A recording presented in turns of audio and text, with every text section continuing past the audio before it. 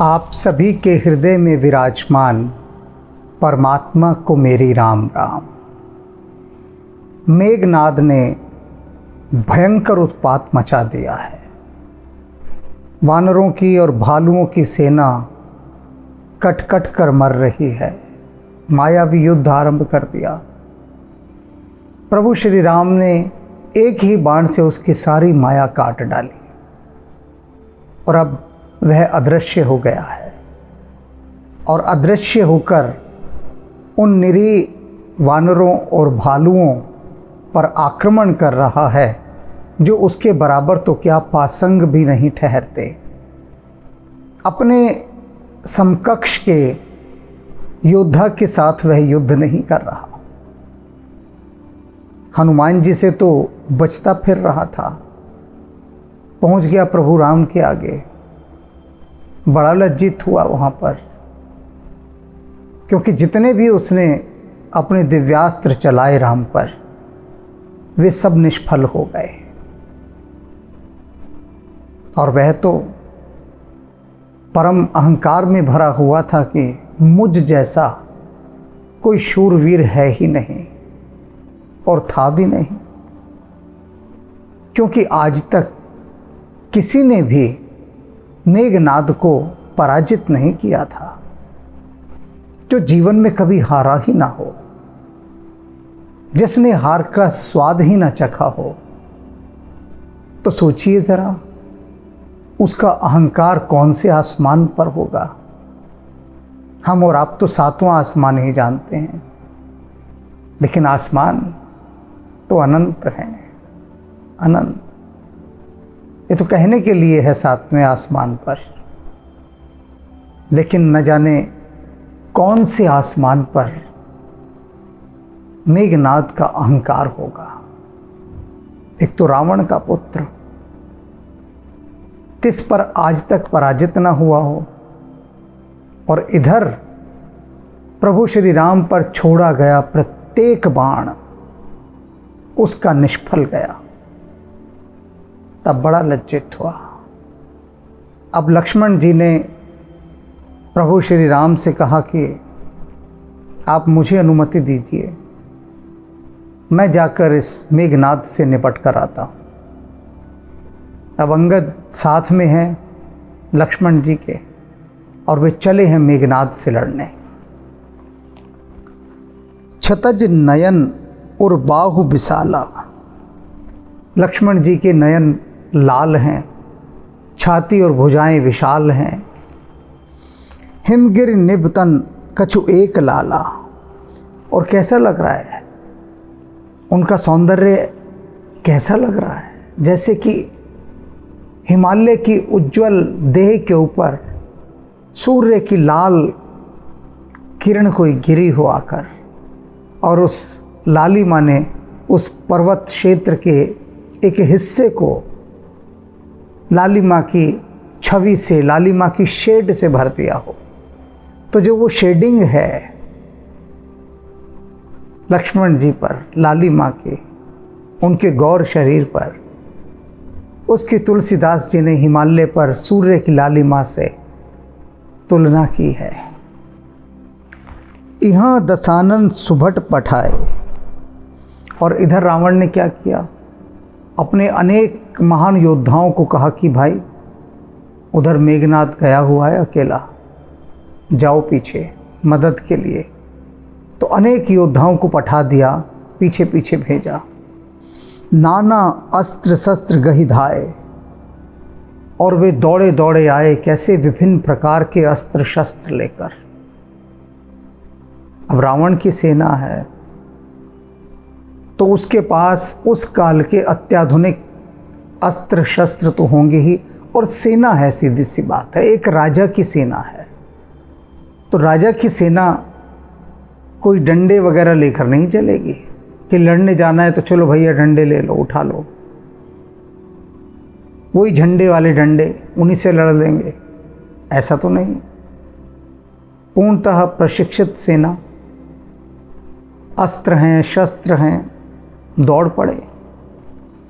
और इधर वानर सेना है, भालुओं की सेना है, नाम से ही जान लीजिए। बटालियन भी कैसी है, मंकी बटालियन, बियर बटालियन, यानी भालू दल, वानर दल, ये 2 दल हैं। और कहाँ से इनके पास तलवारें आ गई? कहीं है कि किसी वानर ने तलवार उठाई हुई हो, कि कोई भालू धनुष बाण चला रहा हो? ये सब आदिवासी जातियां, तो अब ये कैसे लड़ रही हैं? भूदर नख बिटपायुध धारी, इनके जो आयुध हैं ये किस आयुधों से धारण किए हुए इन्होंने? पत्थर हैं पहाड़ के, नख हैं, विटप वृक्ष हैं, पेड़ों की शाखाएं तोड़ ली, इससे लड़ेंगे। पहाड़ के बड़े बड़े पत्थर उठा लिए, नाखून हैं, दांत हैं अपने काटने के लिए, बस इनसे ही लड़ा जा रहा है। धाय कपि जय राम पुकारे, और सारे वानर वीर प्रभु श्री राम की जय हो, श्री रामचंद्र जी की जय हो, ऐसी जय जयकार करते हुए युद्ध में कूद पड़े। भिरे सकल जोरी सन जोरी, और भिड़ गए जाकर राक्षसों के साथ। और क्या कहते हैं तुलसीदास जी कि इन दोनों की ही जोड़ियां खूब फब रहे थे, अपनी अपनी जोड़ी के साथ भिड़े हुए थे। पहले जो युद्ध होते थे ना, उसमें ऐसा नहीं होता था कि एक बलवान एक दुर्बल सैनिक के साथ लड़े, तो हर सैनिक अपने अपने जोड़ का दूसरा सैनिक ढूंढता था, बराबरी का, कि जिससे हम लड़ रहे हैं हमारी बराबरी का तो हो कम से कम। तो अपनी जोड़ी ढूंढते थे, ये नहीं कि बस मार ही दिया जो सामने आया। तो यहाँ कह रहे हैं अपनी अपनी जोड़ी ढूंढ कर भिड़ गए सब लोग। इत उत जय इच्छा नहीं थोरे, इत उत इधर और उधर, इधर किधर? प्रभु श्री राम की तरफ, वानर सेना की तरफ, उधर किधर? रावण की तरफ, दोनों ही तरफ इत उत जय इच्छा नहीं थोरे, दोनों ही तरफ युद्ध को जीतने की इच्छा कोई कम नहीं थी। हर कोई पूरे उत्साह में था, दोनों पक्ष। स्वाभाविक रूप से जब युद्ध होता है तो दोनों ही पक्षों के भीतर एक उत्कट इच्छा शक्ति होती है युद्ध को जीत लेने की, और उसी इच्छा शक्ति के अंतर्गत वे युद्ध करते हैं पूरे उत्साह के साथ, पूरे उत्साह के साथ। और वही यहाँ पर हो रहा है। मुठके नहीं लातन दातन काटे हैं। अब वानर क्या कर रहे हैं? मुट्ठियों से मार रहे हैं, मुक्के मार रहे हैं, लात मार रहे हैं, दांतों से काट रहे हैं राक्षसों को, इस तरह से लड़ रहे हैं। कपि जय सील मारी पुन डांटे, और ये जय की इच्छा रखने वाले वानर क्या करते हैं? मारते हैं राक्षसों को और फिर डांटते भी हैं ऊपर से, और मार मार धर धर मारो, और चिल्लाते हैं जोश के साथ, क्या कि पकड़ो पकड़ो, धर लो, पकड़ लो, पकड़ कर मारो, इस तरह से चीख रहे हैं, चिल्ला रहे हैं। शीस तोड़ गई भुजा उपारो, उन्होंने राक्षसों के सिर फोड़ दिए हैं, भुजाएं उखाड़ दी हैं, इस तरह से मार रहे हैं पकड़ पकड़ कर। असरा पूर रही नवखंडा, और वानरों का ऐसा शोर कि पकड़ लो राक्षसों को, कोई जाने न पाए, ये देखो भाग रहा है, पकड़ो पकड़ो पकड़ो, मारो, इस तरह का 9 खंडों में शोर गूंज उठा, ऐसा कोलाहल। धाव ही जहाँ तहाँ रुंड प्रचंडा, और ये वानर और भालू राक्षसों को कैसे मार रहे थे कि उनकी गर्दनें उनके धड़ पर थी ही नहीं, और वो ऐसे ही भाग रहे थे, बिना गर्दनों के राक्षस इधर उधर भाग रहे हैं। देखी कौतुक नभसुर वृंदा, देवताओं के समूह आकाश से यह कौतुक देख रहे हैं। क्या कौतुक? कौतुक माने हैरान कर देने वाला दृश्य, कि इधर तो रावण की सेना के पास हर प्रकार का आयुध है, अस्त्र हैं, शस्त्र हैं, और वानरों के पास कुछ भी नहीं, बस उनके नाखून हैं, दांत हैं, पहाड़ों के पत्थर हैं, और वृक्षों की शाखाएं हैं और इन सब के बाद भी वो राक्षसों को मार रहे हैं। उनकी गर्दनें काट डाली हैं और बिना गर्दनों के उनके धड़ भाग रहे हैं इधर से उधर। इस कौतुक को देखकर कबहु विस्मय कबहु आनंदा। देवता कभी तो विस्मय से भर जाते हैं, विस्मय माने अवसाद से, खेद से, दुख से, कबहु आनंदा, और कभी आनंद से भर जाते हैं। क्यों? आनंद से भरने वाली बात तो समझ में आती है। ये सारे देवता ही तो गए थे प्रार्थना करने कि प्रभु हमें रावण के आतंक से मुक्ति दिलाइए। और अब जबकि ये सारे वानर पकड़ पकड़ कर एक एक राक्षस को मार रहे हैं, तब आनंदित तो होता बनता है। लेकिन ये जो विस्मय है, खेद है, अवसाद है, दुख है, यह क्यों हो रहा है?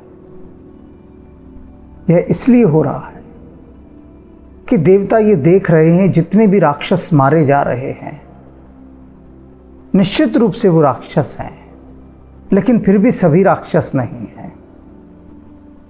नौकरी करने आए सैनिक हैं। अब रावण का आदेश होता है कि जाओ ऋषि मुनियों को मार डालो, खा जाओ, तो आदेश का पालन करते हैं ये राक्षस। और क्या करते हैं? अपनी इच्छा से तो कोई राक्षस ऋषि मुनि को नहीं खा रहा ना, रावण का आदेश है, इसलिए वे हर तरफ अपना आतंक फैला रहे हैं, हत्याएं कर रहे हैं, लूटपाट कर रहे हैं, पूरी धरती का जीना दुश्वार कर दिया है। किसके कहने से? रावण के कहने से। अपनी इच्छा से थोड़ी ना कुछ कर रहे हैं।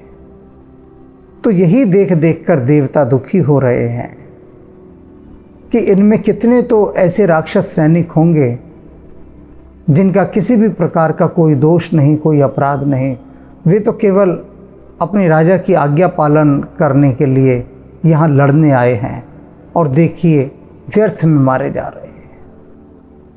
तो उनका इस प्रकार से व्यर्थ में मारा जाना देखकर देवता अवसाद से भर रहे हैं, और जो दुष्ट राक्षस मर रहे हैं उनको देखकर वे आनंदित भी हो रहे हैं। रुधिर गाढ़ भर भर जम्यो, ऊपर धूरी उड़ाई, जन अंगार रास ही पर मृतक धूम रहियो छाई। कहते हैं कि इतना खून बह रहा है कि जो गड्ढे हैं उन गड्ढों में खून भर गया है, भर के जम गया है, जम के कुछ काला सा पड़ गया है।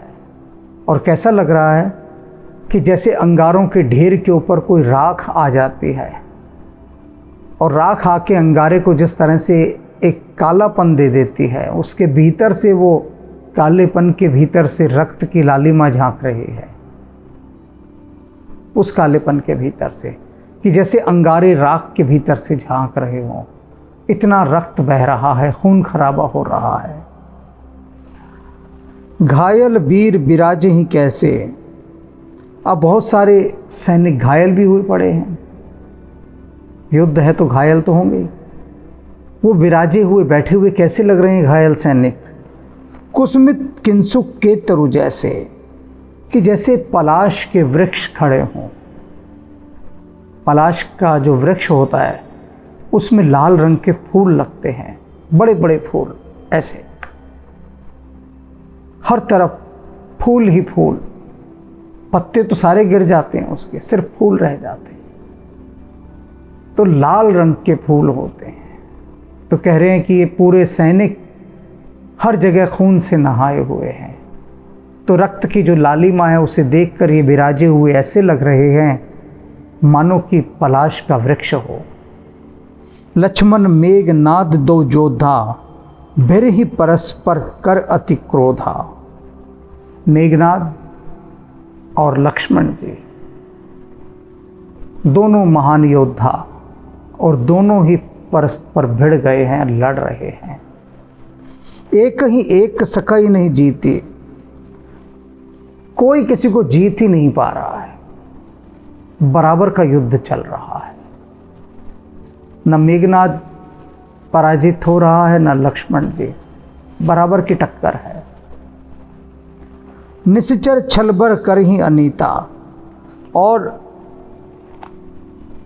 ये जो मेघनाद है निशाचर, ये बड़ी माया रच रहा है, अधर्म युद्ध कर रहा है।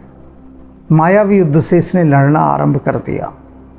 क्रोधवंत तब भय हूँ अनंता, भजे हूँ रथ सारथी तुरंता।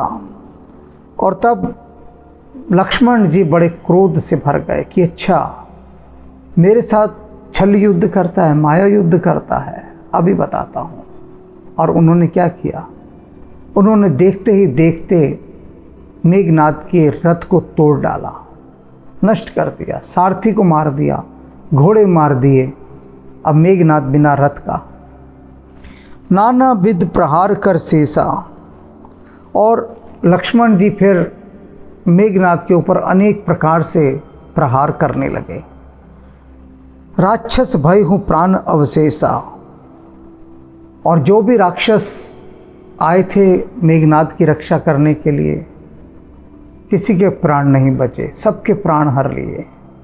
रावण सुत निज मन अनुमाना, अब मेघनाद रावण सुत निज अनुमाना, अपने मन ही मन उसने अनुमान किया, देखा कि अरे, इसने तो मेरा रथ नष्ट कर दिया, सारथी मार दिया, घोड़े मार दिए, मुझे बिना रथ के कर दिया। यहीं तक नहीं थमा ये लक्ष्मण, इसने तो मेरी रक्षा के लिए आए हुए सारे योद्धाओं को भी मार डाला। अब बात कुछ गड़बड़ है। मेघनाद का माथा ठनकने लगा कि भैया गड़बड़ हो रही है। तो उसने क्या अनुमान किया, संकट भय हूँ हरि मम प्राणा, कहने लगा कि अब तो प्राणों पर संकट आ गया है। अगर यही गति से लक्ष्मण मारता रहा हम सबको, तो ये तो मेरे प्राण ले लेगा। मेघनाद की बात समझ में आ गई कि यदि लक्ष्मण को नहीं रोका गया तो ये मेरे प्राण लिए बिना मानेगा नहीं मानेगा।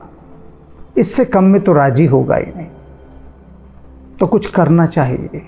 क्या करना चाहिए, वीर घातिनी छाड़ से सांगी, और उसने क्या किया, वीर घातिनी शक्ति चला दी। एक दिव्यास्त्र था मेघनाद के पास, शक्ति, और ये अचूक होता है। अचूक किस रूप में कि ये जिसके लग जाए जाके उसके प्राण ही हरता है, बस उससे कम में नहीं मानता। और शक्ति का प्रयोग मना किया गया है, लेकिन अब रखे हैं अस्त्र शस्त्र। अब मेघनाद कोई संयमी तो है नहीं कि इतना संयम धारण कर ले कि थोड़ी देर और अपनी भुजाओं से लड़ ले, लेकिन उसकी तो प्राणों पर बनाई लग रही है। उसने शक्ति का प्रयोग कर दिया। तेज पुंज लक्ष्मण उर लागी, और वे जो तेजस्विता के पुंज लक्ष्मण जी थे, उनकी छाती में जाकर वो शक्ति लगी। मूर्छा भई शक्ति के लागे, तब चले गए हूँ निकट भई त्यागे। जैसे ही शक्ति लगी, लक्ष्मण जी मूर्छित हो गए। अब जब मूर्छित हो गए तो मेघनाद का भय भी चला गया, क्योंकि जब तक मूर्छित नहीं थे तब तक तो डरा डरा भाग रहा था मेघनाद। अब देखा उसने कि शक्ति लग गई, मूर्छित हो गए, तब चली गई हूँ निकट भई त्यागे। तब मेघनाद अपना सारा भय छोड़कर लक्ष्मण जी के पास पहुँच गया। नीचे भूमि पर लेटे हुए हैं, अचेत हैं, शक्ति के प्रभाव से मूर्छा आ गई, गहन मूर्छा। एक प्रकार से शक्ति का विष चढ़ने लगा है। कोई साधारण होता तो कब का मारा जा चुका होता। साधारण होता तो मेघनाद को शक्ति छोड़ने की आवश्यकता ही ना पड़ती। मेघनाद के साधारण बाण ही उसके प्राणों को हर लेते, लेकिन लक्ष्मण जी हैं, शेषनाग जी हैं, ऐसे कैसे हर लेगा प्राण। शक्ति भी सहम गई लगकर, लगना तो था ही, लेकिन लक्ष्मण जी को मूर्छित कर दिया। जगदाधार शेष किम उठे चले खिसियाए। और जो मेघनाथ के योद्धा थे ना, मेघनाथ समकोटि सत जोधा रहे उठाए, जगदाधार शेष किम उठे चले खिसियाए। कि मेघनाथ के समान जो शक्तिशाली योद्धा थे, करोड़ों योद्धा जो थे मेघनाथ के समान शक्तिशाली, उन्होंने क्या सोचा कि अब इस मेघनाथ के शक्ति बाण से लक्ष्मण मूर्छित हुआ पड़ा है, चलो इसे उठाकर महाराज रावण के पास ले चलते हैं। और सब ने लक्ष्मण जी को उठाकर रावण के पास ले जाने के लिए प्रयास आरंभ कर दिए। जगदाधार शेष, वे जो जगत के आधार भगवान शेषनाग हैं, जिन्होंने इस धरती को ही उठाया हुआ है, उन्हें भला कोई कैसे उठा सकता है। बहुत बल लगाया राक्षसों ने, बहुत बल लगाया कि उठा लें, लेकिन लक्ष्मण जी उठाए ना उठे, उठे चले खिसियाए। और फिर वे बड़े खिसिया कर लज्जित होकर सारे राक्षस लक्ष्मण जी को वहीं छोड़कर चले गए कि ये तो उठाए नहीं जा रहे हमसे, चलो। सब लौट गए। सुन गिरिजा क्रोधानल जास, जारी भुवन चारि दस आसो। अब भगवान शिव कह रहे हैं पार्वती से कि सुनो उमा, सुत गिरिजा क्रोधानल जासो, कि जिसकी प्रलय के समान क्रोधा अग्नि में, जारई भुवन चारि दस जासो, 14 भुवन जिनकी क्रोध की अग्नि में क्षण भर में जलकर भस्म हो सकते हैं। सख संग्राम जीति को ताहि, उसे भला कोई युद्ध में जीत सकता है। से वहीं सुर नर अग जग आहे, जिनकी सेवा मनुष्य देवता सचराचर सारा जगत सारा संसार जिनकी सेवा करता है, उन शेषनाग जी उन लक्ष्मण जी को भला कौन जीत सकता है। क्योंकि पार्वती जी घबरा गई कि अरे लक्ष्मण जी को शक्ति लग गई, अब क्या होगा। बोली तो कुछ नहीं, भगवान शिव तो सब जानते हैं, वे स्वयं ही समझा रहे हैं। उमा के कुछ कहने से पहले ही, कहने की भी आवश्यकता नहीं पड़ती, इधर उमा मन में कुछ सोचती हैं और उधर उमापति बता देते हैं। तो वे कह रहे हैं चिंता ना करो, लक्ष्मण जी को कुछ नहीं हुआ, इन्हें कोई नहीं जीत सकता। जिनके क्रोध की एक अग्नि से ये 14 भुवन नष्ट हो सकते हैं, तुम क्या समझ रही हो। ये मेघनाथ की शक्ति उन्हें मार सकती है। आश्वस्त हो जाओ, कुछ नहीं होगा। यह कौतूहल जान ही सोई। भगवान शिव कहते हैं ये तो सब लीला है। ये जो शक्ति लगने पर लक्ष्मण जी मूर्छित हो गए, ये तो वही जान सकता है। यह कौतूहल जान ही सोई, कौन जान सकता है। जा पर कृपा राम कई होई, जिस पर राम जी की कृपा होगी ना, वही इस रहस्य को जान सकता है कि लक्ष्मण जी शक्ति लगने से गिरकर मूर्छित हो गए। ऐसा कैसे हो सकता है, क्यों हुआ। सभी इसका उत्तर नहीं जान सकते, ये तो लीला है। और लीला का उत्तर वही जान सकता है जिससे राम जी जनाने का अधिकार दे दें। ये तो जान सकता है।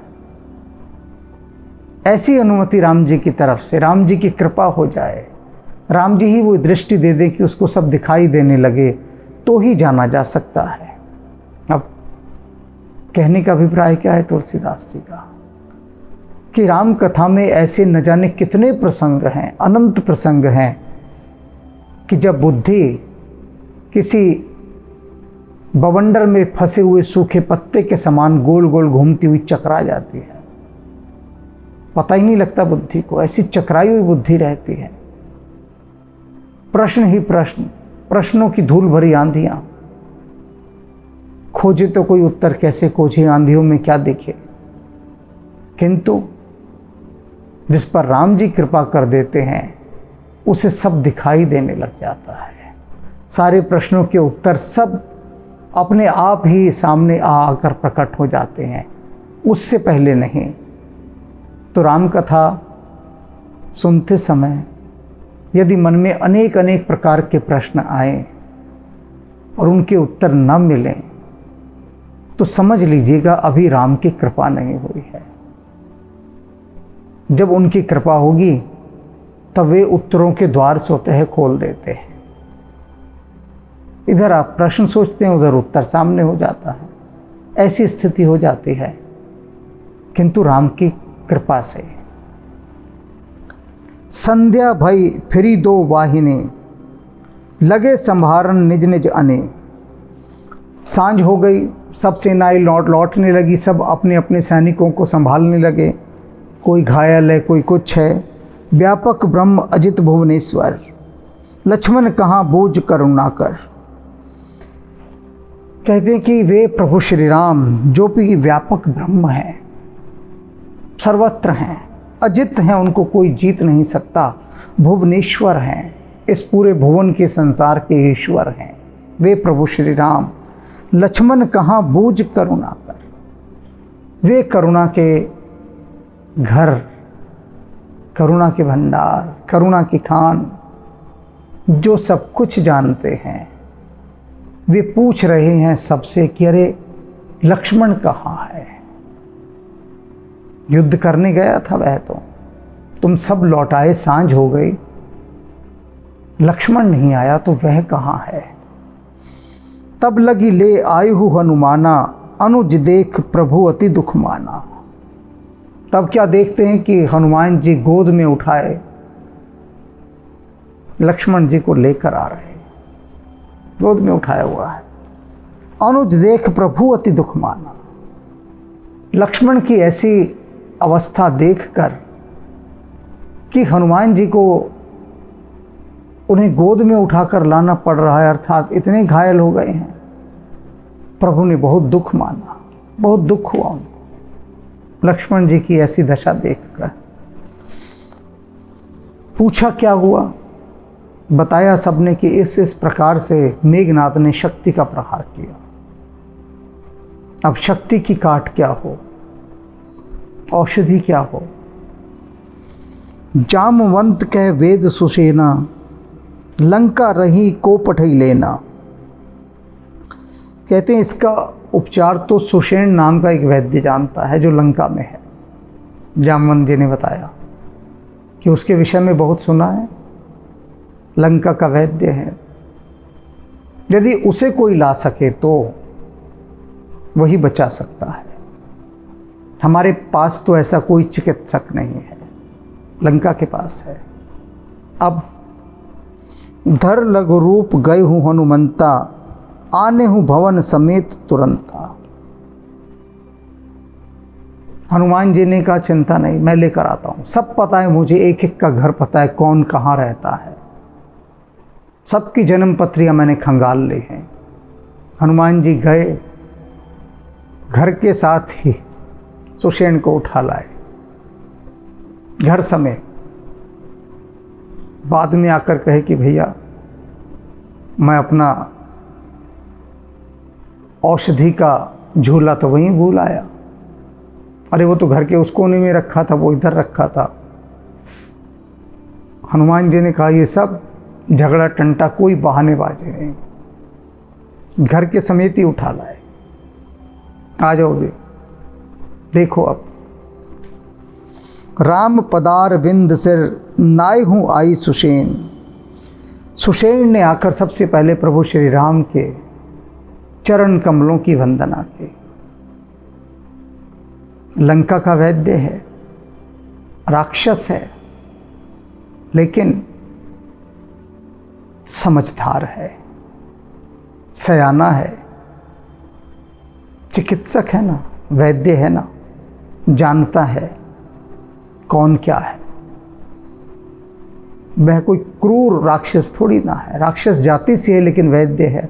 आकर सबसे पहले तो प्रभु श्री राम को प्रणाम किया। और मेघनाद ने क्या किया था, ये अंतर देखिए आप, ये अंतर देखिए। सुषेण वैद्य ने आकर सबसे पहले प्रभु श्री राम को नमस्कार किया, आमना सामना जब हुआ।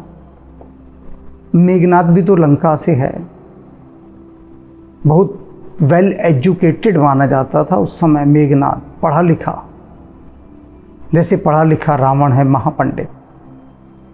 और मेघनाद ने क्या किया, जैसे ही प्रभु श्री राम के सम्मुख आया उन्हें गालियां देने लगा। बताओ, इतना भी उसके अंदर शिष्टाचार नहीं कि जिन राम के पास वह आया है उनकी महिमा क्या है। एक वीर की तो महिमा है ना, बाकी वो कुछ माने या ना माने, वे श्री हरि का अवतार हैं, इसको चाहे ना भी माने, लेकिन मेघनाद वीरों का तो सम्मान करता है। किंतु इस समय रावण के अहंकार से इतना ग्रसित है, उसके रोगाणुओं से इतना प्रभावित है कि प्रभु श्री राम को देखते ही उसके भीतर रावण जाग उठा और वह राम जी को गालियां देने लगा। सोचिए, बाप बेटा दोनों एक जैसे। राम को देखा नहीं कि गालियों की बौछार शुरू हो गई। और इधर ये चिकित्सक चरणों में सिर नवा रहा है, नमस्कार कर रहा है। और उसके बाद कहा, नाम गिरी औषध जाऊ पवन सुत लेंग, और पर्वत का नाम बता दिया कि ये पहाड़ का नाम है भाई, जहाँ पर इस नाम की संजीवनी बूटी नाम की औषधि मिलेगी, और हनुमान तुम ही जाओ लेने। सयाना कितना है वैद्य, सयाना तो खुद ही हो गया। जब देखा कि घर समेत ही उठा कर ले आए तो कहा कि बेटा, जब मुझे घर समेत उठा कर ले आए तो अब देर ना करो, जाओ और उस पहाड़ से ये औषधि भी ले आओ जिससे मैं चिकित्सा आरंभ करूं। राम चरण सरसिज उर राखी, चला प्रभंजन सुत बल भाषी। प्रभु श्री राम के चरण कमलों में सिर नवाकर पवन पुत्र हनुमान जी यह कार्य अवश्य होगा अपने बल का बखान करते हुए, अर्थात कि मैं ये करके ही आऊँगा, और चल दिए। वहाँ दूत एक मरम जनावा, रावण काल नेमि गृह आवा। और गुप्तचर तो ऐसे में सब जगह फैले ही होते हैं, भीड़ इकट्ठी है।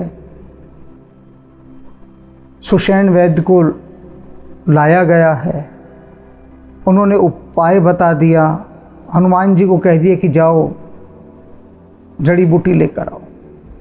अब वहाँ जो रावण के गुप्तचर रहे होंगे उन्होंने तत्काल जाकर रावण तक समाचार पहुँचाया कि मेघनाद ने जो शक्ति का प्रहार किया था लक्ष्मण पर, लक्ष्मण मूर्छित है, और उनकी चिकित्सा का प्रबंध करने के लिए सुषेण वैद्य ने हनुमान नाम के उसी वानर को जिसने हमारी लंका जलाई थी भेज दिया है महाराज। ये वर्तमान स्थिति है। रावण के गुप्तचरों ने रावण को बताया। अब रावण नहीं चाहता कि हनुमान जी उस जड़ी बूटी को ले आएं और लक्ष्मण के प्राण बच जाएं। अब उसने षड्यंत्र रचना है। तो क्या करता है वो, काल नेमी राक्षस के पास जाता है। रावण काल नेमी गृह आवा, उसके घर गया। रावण देखो बहुत ही शातिर दिमाग था, चालाक, समझदार, धूर्त। समझदार तो नहीं कहना चाहिए, धूर्त, क्योंकि धूर्त बहुत समझदार होता है, लेकिन पाप कर्मों को करने की धूर्तता के लिए समझदार होता है। उसके पास जो समझ होती है ना, वो पाप को बढ़ाने के लिए समझ होती है, और वो रावण के पास थी। रावण को जब सीता का हरण करना था तो उसने मारीच को अपने महल नहीं बुलवाया। वो यदि हुक्म देता कि जाओ मारीच को कहो कि रावण ने याद किया है तो मारीच को आना पड़ता। रावण इतना बड़ा सम्राट स्वयं चलकर मारीच के घर गया, स्वयं चलकर, क्योंकि अपना काम बनवाना था और गोपनीय ढंग से बनवाना था। और यहाँ भी वही बात कि जब अपना कोई स्वार्थ होता है रावण को, तो वह गधे को भी बाप बना लेता है जब अपना स्वार्थ होता है। अब काल नेमी के घर खुद गया है चलकर, जैसे मारीच के घर गया था। 10 मुख कहा मरम ते ही सुना, पुन पुन काल नेमि सिर धुना। 10 मुख कहा, रावण ने आकर क्या कहा कि सुनो, वो राम का एक दूत है, वानर है, हनुमान नाम है, और मेघनाद ने राम के भाई लक्ष्मण को शक्ति मारी है, बेहोश पड़ा है, और उसकी मूर्छा को दूर करने के लिए वो जो हनुमान है ना, वो जड़ी बूटी लेने गया है। मैं चाहता हूँ कि रास्ते में तुम उस हनुमान को घेर लो, छल कपट करो और मार डालो, क्योंकि यदि हनुमान मर गया तो फिर बूटी आएगी नहीं, लक्ष्मण भी मारा जाएगा और मेरी विजय सुनिश्चित है। ये सब करो। 10 मुख कहा मर्म ते ही सुना, सारी बात उसका मर्म सुना काल नेमी ने। पुनि पुनि काल नेमि सिर धुना, काल नेमी ने अपना सर पकड़ लिया, सिर धुनने लगा कि ये कैसा मूर्ख है रावण, कैसा मूर्ख है। हनुमान जी को मरवाने के लिए मेरे पास आया है, इसे पता नहीं कि वे कौन है। वो सिर धुनने लगा अपना। देखत तुम ही नगर जही जारा, तास पंथ को रोकन पारा। वो कहता है कि सुनो सुनो लंकेश, देखा तो तुम ही, तुम्हारे देखते देखते जिसने तुम्हारा सारा नगर जला डाला, तुम भी वहीं थे, तुम्हारा बेटा भी, तुम्हारे और बेटे भी, राक्षस सेना वहीं, सब कुछ तुम्हारे पास, सब कुछ तुम्हारे, वो दिव्यास्त्र देवास्त्र सब कुछ तुम्हारे पास। इन सब के होते हुए भी देखते ही देखते तुम्हारे सामने जिसने तुम्हारा नगर जला दिया, उसका तुम मर नहीं जान सकते, और तास पंथ को रोकन पारा, और तुम सोचते हो कि उसका रास्ता रोक दिया जाए। मैं रास्ता रोक दूं? मैं, तुम तो रोक ना पाए।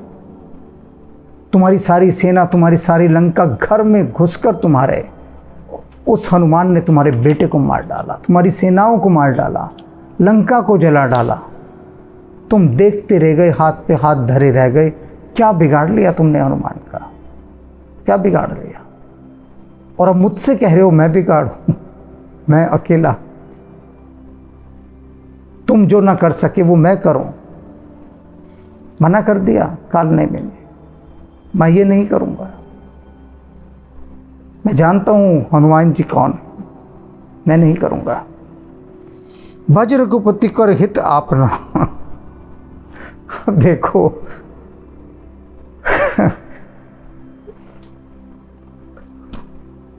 विभीषण समझा समझा कर थक गया, मारीच थक गया, मंदोदरी थक गई समझा समझा कर। रावण के पल्ले बात नहीं बन रही।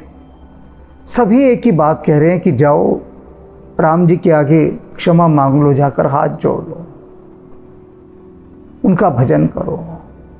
और ये काल नेमी है तो राक्षस, इसे समझदार कहते हैं, सयाना राक्षस, बुद्धिमान राक्षस। काल नेमी के लिए कहीं नहीं सुना होगा कि वो महापंडित है, वेदों का ज्ञाता है।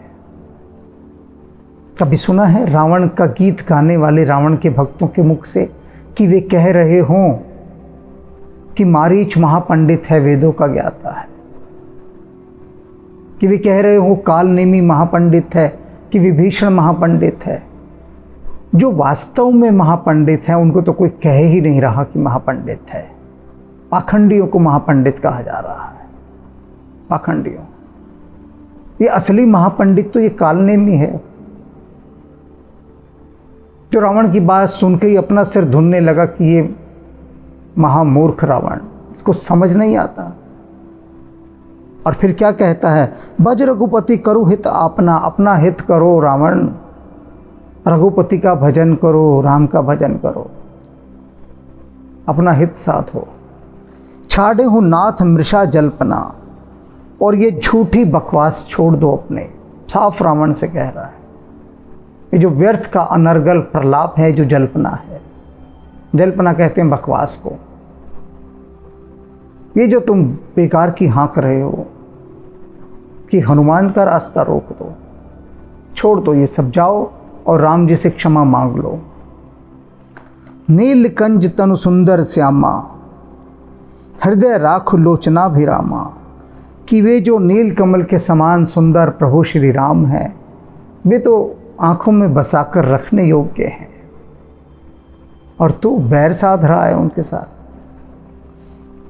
मैं ते मोर मूढ़ता त्यागो, ये ममता रूपी भेद बुद्धि को त्याग दे रावण। ये तेरे मेरे की जो ममता तूने लगा रखी है ना, छोड़ दे इस अहंकार को। महामोह निस्सूतत जागो, और ये जो महामोह की अज्ञान रूपी अग्नि में तू सोया हुआ है ना, रात्रि में, महामोह की रात्रि में, ये अग्नि के समान है रात्रि। इस महामोह की रात्रि से तू जाग जा। अब हूँ चेत गंवार, अब तो चेत जा। काल ब्याल कर भक्षक जोए, कहते हैं राम क्या है जानता है तुम? जानता है राम कौन है? कालनेमी कह रहा है कि जो काल रूपी सर्प को भी खा जाते हैं, काल के भी काल, महाकाल के भी काल हैं राम, काल को भी खा जाते हैं। और सपने हो समर की जीत है सोई, जो काल को भी खा जाए, उन प्रभु श्री राम को कोई सपने में भी जीत सकता है क्या भला? तू तो सच में जीतने की बात कर रहा है रे, बावला हो गया है क्या? सपने में भी जिसे जीता ना जा सकता हो, तो उनसे युद्ध करके उन्हें प्रत्यक्ष जीतना चाहता है। जाग जा इस मोह की रात्रि से, मोह के निद्रा से। सुन दस कंठ रिसान अते ही मन कीनी विचार, राम दूत कर मरो बरो यह खल रत मलभार। अब इतनी बात सुनने के बाद तो रावण के तन बदन में आग लग गई, गुस्से से जल उठा। और गुस्से से जल उठा तो उसने वही कहा कालनेमी से जो उसने मारीच से कहा था कि सुन, मैंने क्या कहा तुझसे कि जा हनुमान का रास्ता रोक, उसे अपने माया जाल में फंसा और मार दे, और अगर तू ये नहीं करता मैं अभी के अभी तुझे मार डालता हूं, अभी मार डाल। अब कालनेमी ने क्या सोचा कि इस मल के सने हुए, इस कीचड़ वाले रावण के हाथों मरने से तो अच्छा है कि मैं हनुमान जी के हाथों ही मरूं। राम दूत कर मरो, कि राम के जो दूत हैं हनुमान जी, उनके हाथों से ही मर जाता हूँ। यह खल रत मल भार, और यह जो दुष्ट है, ये जो पाप रूपी मल का भार है, पाप की गंदगी से भरा हुआ जो ये रावण है, इसके हाथों मर के मुझे क्या मिलना है? क्या मिल? इस पापी के हाथ नहीं मरना चाहता मैं। यदि मरूंगा तो फिर रामदूत हनुमान के हाथों मरूंगा। इससे कम में बात नहीं बननी चाहिए। जब ऐसा अवसर मिल रहा है कि बताओ किसके हाथों मरना है, रावण के हाथों या हनुमान के हाथों? तब तो जो समझदार होगा वो कहेगा नहीं, हनुमान जी के हाथों ही मरना हितकर है। और वही कालनेमी ने स्वीकार किया। राम कथा के अनेक गूढ़ रहस्य हैं, अनेक गूढ़, और जो कि साफ दिखाई भी देते हैं, लेकिन समझने की बुद्धि तो होनी चाहिए थोड़ी सी। कहेंगे कि हाँ बुद्धि बहुत है हमारे पास, आप तो थोड़ी सी कह रहे हैं। अरे डिग्रियां देखो हमारी यूनिवर्सिटी की, पता लग जाएगा कितनी बुद्धि है। लेकिन बुद्धि काफ़ी नहीं, राम की कृपा चाहिए। स्पष्ट कहा है तुलसी बाबा ने, राम की कृपा नहीं होगी तब तक कुछ पल्ले नहीं पड़ने वाला। रावण के पल्ले कहाँ पड़ा, मारीच तक के पल्ले पड़ गया, कालनेमी के पल्ले पड़ गया, सब दिखाई दे रहा है। अन्य अनेक राक्षस हैं, त्रिजटा है, उन तक को दिखाई पड़ गया कि राम कौन है, लेकिन रावण को दिखाई नहीं पड़ रहा। तो ये जो दिखाई पड़ने और ना पड़ने का खेल है ना, यही असली खेल है, यही असली। बाकी सब खेल माया के खेल हैं। दिखाई पड़ने लग जाए तब तुलसीदास जी की वो बात सार्थक होती है कि राम झरोखे बैठकर जग का मुजरा दे। कि उस झरोखे में बैठ जाओ जो राम जी का है, और वहाँ से बैठकर फिर देखो इस जग में क्या मुजरा हो रहा है।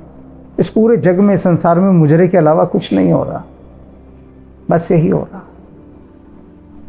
तो देखने की दृष्टि जब मिल जाती है तब जो छिपे हुए गूढ़ रहस्य हैं वे भी प्रकट होने लगते हैं। आगे और क्या क्या प्रकट होगा यह तो यात्रा बताएगी। राम राम।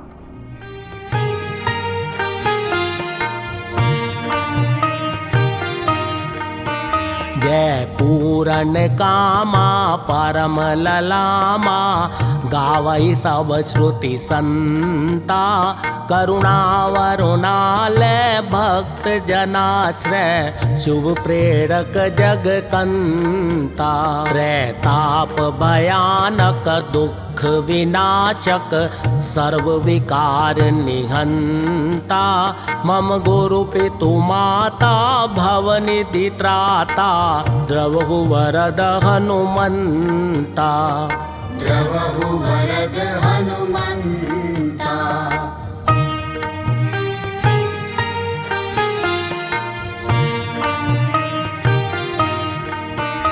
जय मंगल मूर्ति राम अयन, जय सद्गुण सन्मति भक्ति सदन, जय ब्रह्म विचार प्रसार करण, कुविचार कलेश कलाप हरण, जय सर्व प्रपंच प्रशूल समन, जय जीवन सारथि सत्य शरण, जय संकट मोचन राम रमण, अभिनंदन वंदन कोटि नमन, अभिनंदन वंदन कोटि नमन, अभिनंदन वंदन